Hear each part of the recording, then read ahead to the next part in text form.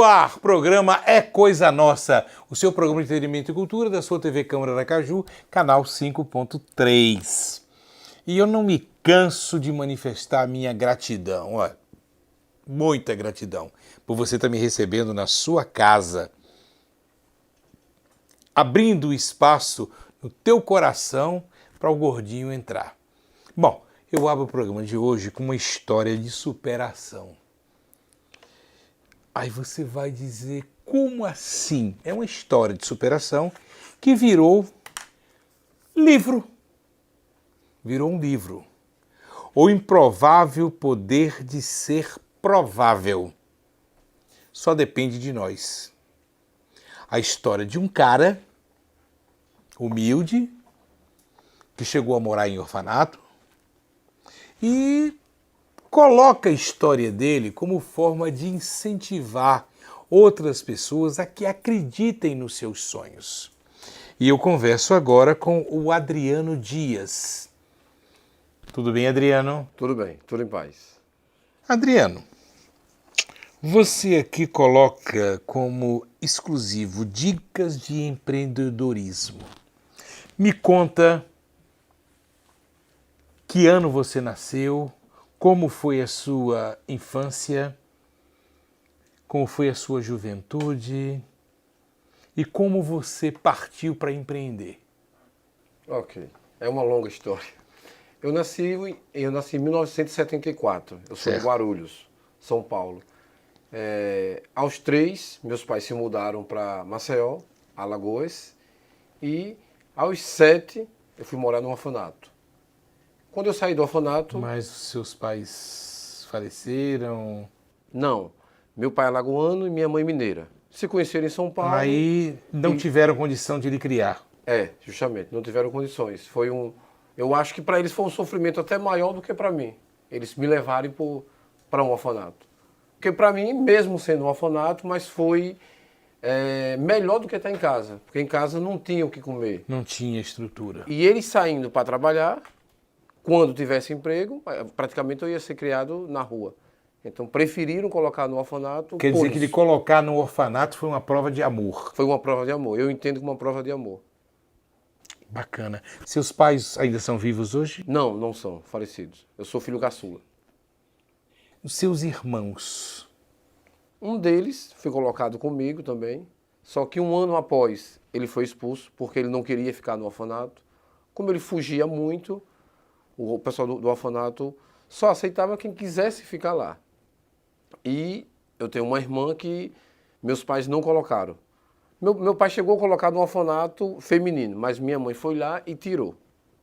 Só somos 3, dessa família só somos 3. Certo, então, o que você lembra, assim, de bom do orfanato? Eu lembro de muita coisa boa, muita. Inclusive, eu lembro de uma frase, de uma comunicação não violenta, que eu descobri há pouco tempo, esse termo até. Uma das vezes que eu voltei, eu fugi do orfanato com meu irmão, e quando a diretora, fomos pegos no caminho, quando nos levaram para a diretora, ela disse, olha, vocês estão aqui porque o seu pai e sua mãe acham que no momento é o melhor para vocês. Foi uma comunicação não violenta que eu aceitei como verdade. Eu era irmão mais novo e a partir daí, quando meu irmão me chamava para fugir, eu dizia, não vou não, vou ficar aqui. Antes de seus pais irem a óbito, você teve contato com eles, convivência com eles? Sim, tive. Eu passei no orfanato 5 anos e depois voltei para morar com eles. Sim, e aí a situação socioeconômica já era outra? Não, estava a mesma situação ainda.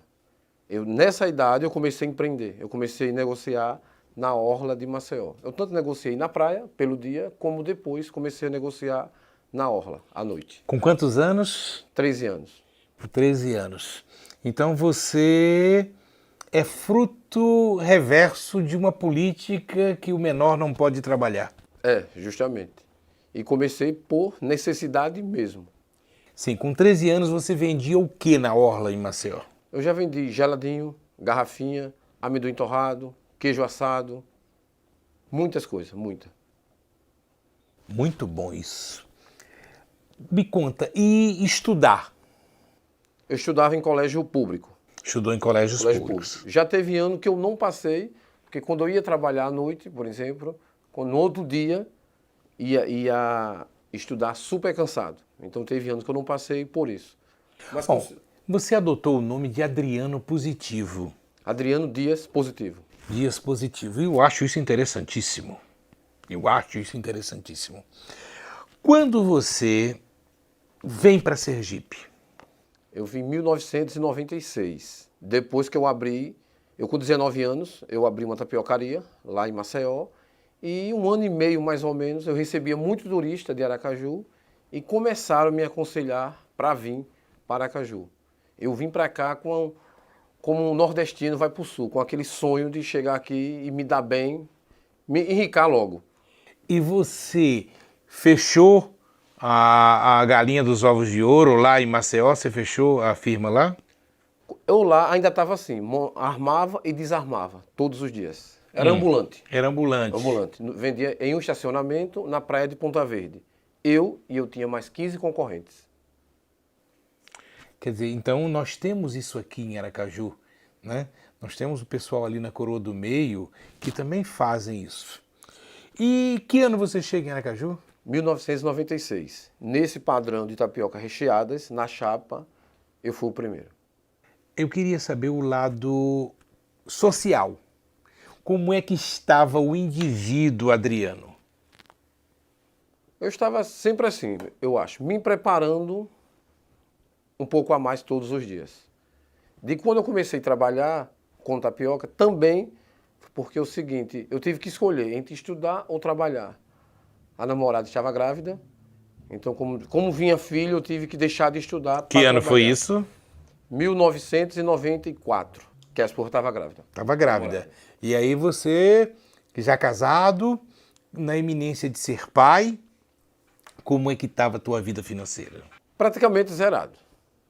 Quando eu comecei a trabalhar, os equipamentos comprei fiado. Um outro concorrente que me aconselhou a vender tapioca, só que aconselhou me desafiando na brincadeira. Eu aceitei o desafio e acho cada dia mais que desafios são muito bons para a nossa vida. Aceitei aquele desafio e graças a Deus me dei bem. Tá. Sua filha é sergipana? Não. Nasceu em Maceió? Nasceu em Maceió. Vim para cá, ela tinha 2 anos. Quando você veio para aqui, você estava vendendo na rua também? Sim. Tá?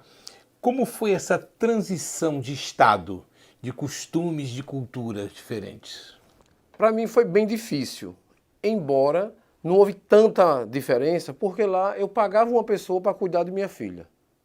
Aqui eu passei a pagar. Lá eu morava em casa de aluguel. Aqui eu paguei aluguel. Lá eu armava e desarmava todos os dias a minha barraca.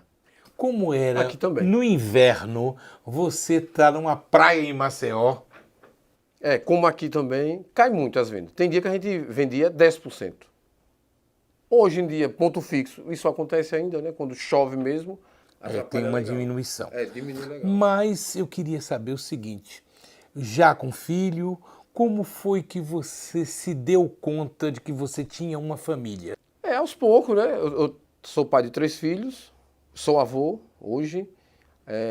Quando eu vim de lá, minha ex-esposa veio grávida de 2 meses de um menino que nasceu aqui. Tá. E você chegando aqui, você ainda continuou casado com ela por quanto tempo? 7 anos. 7 E quando eu cheguei aqui, eu fui bem recebido. Você foi bem recebido. Você conviveu com ela 7 anos. Sim. É a famosa crise dos 7 anos. Sim. Tá? Que não foi bem 15, foram 10, porque você tinha 3 lá, estava casado. Mas financeiramente você já estava equilibrado? Estávamos equilibrando. Então, vamos dizer assim, o desmantelo do casamento foi porque você começou a ter dinheiro? Não, eu acho Porque geralmente que não. as crises domésticas de relacionamento, elas acontecem por falta de dinheiro. Entendeu? Muitas vezes as necessidades eminentes de suprir uma família, às vezes destrói essa família. Mas você já estava tendo uma condição financeira. Já estava tendo. Inclusive, eu já tinha a segunda loja. Uma foi na Orla de Atalaia, a primeira, e a segunda no Augusto Franco. A gente chegou a discutir, você me me lembrou agora, a gente chegou a discutir o seguinte, que eu queria organizar para o que faturasse no Augusto Franco, a gente guardar. Já que antes a gente vivia só da orla. E daria para viver só da orla. Daí e o que foi discussões. aonde você, vamos dizer assim, vocês que poderia. Então, houve um desequilíbrio financeiro nesse período? Talvez a gente não era acostumado A ter o dinheiro. dinheiro Talvez, sobrando. com certeza. Eu não era, ela Então, também veio de uma você família pobre. ter o dinheiro para suprir a sua família, Sem preparo. você se acomodou, no caso, trabalhou menos, o que foi? Não, eu acho que, na verdade, eu trabalhei muito. Aí, de repente, posso ter deixado de dar atenção a ela ou aos filhos. E ela ao mesmo tempo. Embora que eles iam com a gente. Certo. Não tinha aquela atenção de sair para a praia, de sair para um parque, mas era praticamente o tempo todo com a gente. Também não trabalhar, também não fazer compra. Sim. Então vamos agora. Queria ter uma noção de tempo que eu estou falando. Aonde você decide colocar escrito esta história? Quando acontece isso? Anos depois, eu participando de um evento de empreendedorismo, super inovação, realizado em um hotel, na Orla. Eu sempre gostei de palestras, sempre participei de palestras. Eu sempre fui evangélico também. Quando nasci, em vez de batizado, fui apresentado na igreja. Você, que denominação era? Assembleia de Deus. Então você é um crente pentecostal. Isso, pentecostal. Sim. A missão? Sim, a missão. No caso? E sim, sim. Hoje em dia mais não, mas era. Mas era um crente tradicional pentecostal. Tradicional, pentecostal. E um crente tradicional empreendedor. Porque você, quando encontra os novos crentes empreendedores, eles são, pensa no dinheiro, mas o assembleiano nem tanto. Como foi que você despertou? Quando eu estava entrando no empreendedorismo, eu já não estava mais frequentando a Assembleia de Deus. Ah, então você se tornou empreendedor porque deixou de ser crente. Não deixei. Eu me tornei adventista. Eu era adventista. Eu passei Sim. anos sem funcionar Do sexta à sétimo noite dia por da isso. promessa. Da promessa. Só que também guardo sábado. Guarda sabe, eu conheço. As Eu passei denominações. anos sem abrir dia de sexta por isso. Abriu sábado. A gente abria sábado, pôr do sol. Depois do Pôr do sol, a partir de 17h30 e vai até o sábado, 17h30. Isso. Aí a nossa folga então era na sexta à noite. Devido, não costumava adventista, Se você fosse muçulmano, guardava a sexta. a sexta. Mas sim, vamos lá. E a sua postura cristã lhe incentivou a ser um empreendedor? Não, o que me incentivou a ser um empreendedor foi realmente a necessidade. Como não tinha o que comer em casa praticamente, eu comecei a trabalhar para ajudar em casa. Mas lembro-me que com 14 anos, quando eu fui ajudar meu pai, ele disse, não precisa. Você pode guardar o dinheiro para você. Só que a partir daí ele passou também, eu passei a ser responsável por mim. Comprar minhas roupas, cadernos, material escolar e tal. Entendeu? Eu não precisei ajudar em casa, mas aí eu me mantinha. A partir de 14 tenho anos. uma vontade, sabe de quê? De vender na feira. Eu acho que eu seria um bom vendedor de cachorro-quente. Ah, fala nisso, eu queria abrir um adendo aqui rapidinho. Olha, eu encontrei uma cantora trans que me pediu para vir no programa. E eu disse a ela que ela me mandasse um videozinho só para a tia Janete ter uma colocação dela. E eu só sei que o nome dela é Jennifer. Jennifer, eu salvei seu telefone, mas eu não estou achando. Eu fiz uma foto também com a Jennifer, que ela virou e disse, rapaz, eu sou fã do programa, eu sou seu fã. Você tira uma foto comigo? Olha, tá aqui a foto, tá guardada ainda, viu? Então, quem conhece a Jennifer, que é uma cantora trans, tá? Pode dar o meu telefone, 981044000, que nós teremos o maior prazer de recebê-la aqui. Não é, Janete? Voltemos aqui. Eu tinha que dar esse recado, eu esqueci disso. Ah, ótimo. Então o empreendedorismo chegou na minha vida por isso, por necessidade. E voltando à questão do livro, eu sempre, evangélico, também sempre frequentava palestras. Nesse evento de empreendedorismo, realizado em um hotel na Orla, super inovação, teve uns 6 palestrantes de fora e 2 daqui. Entre eles teve um daqui que me chamou. Aliás, na hora ele pediu que fosse 2 pessoas no palco, um tímido e um destemido. E Você era qual dos dois? o tímido. Um tímido. Eu acho que minha esposa, eu acho que foi minha esposa que levantou a mão, inclusive, a minha mão. Ela lhe empurrou. Eu estava com o jornalista Geraldo Moraes e ela, que inclusive foi ele que conseguiu essa Geraldo é radialista. radialista, né? Da rádio lá do Jornalista Augusto. também, né? Também é? É jornalista. Eu não sabia. É? Eu não sabia. Eu gosto muito dele. Pronto, eu tava com ele nesse dia e ou foi ele ou foi minha esposa que levantou a mão. Quando chegou na frente, o outro jornalista, palestrante daqui também, de Aracaju, ele chamou. O outro destemido chegou e eu, com vergonha, eu pensei assim, é melhor eu ir antes que ele venha me buscar. Então eu fui. Que ele vir me buscar seria mais vergonhoso, né? Então eu fui e lá ele citou algumas vantagens, que tem um tímido e o destemido, tá? Um passo a mais, um passo à frente. Inclusive, na hora, a gente percebeu que eu já conhecia ele há muito tempo, só que pelas redes sociais. Então, daquele dia em diante, eu resolvi que não ia ser chamado mais como tímido. E aí você torna-se escritor. O improvável pode ser provável. Só depende de nós. Conheça a história de superação de Adriano Dias Positivo. O lançamento eu soube que foi um sucesso. Foi um sucesso, graças a Deus. Aconteceu recentemente em um shopping da cidade, em uma das melhores livrarias. Então, se você quer ter contato, Janete, coloca o telefone do Adriano, entendeu? E o prazer dele é ver você empreendendo. Ele estava até tentando ver se eu empreendia, mas eu acho que eu só vou conseguir vender cachorro-quente em feira, se Deus quiser.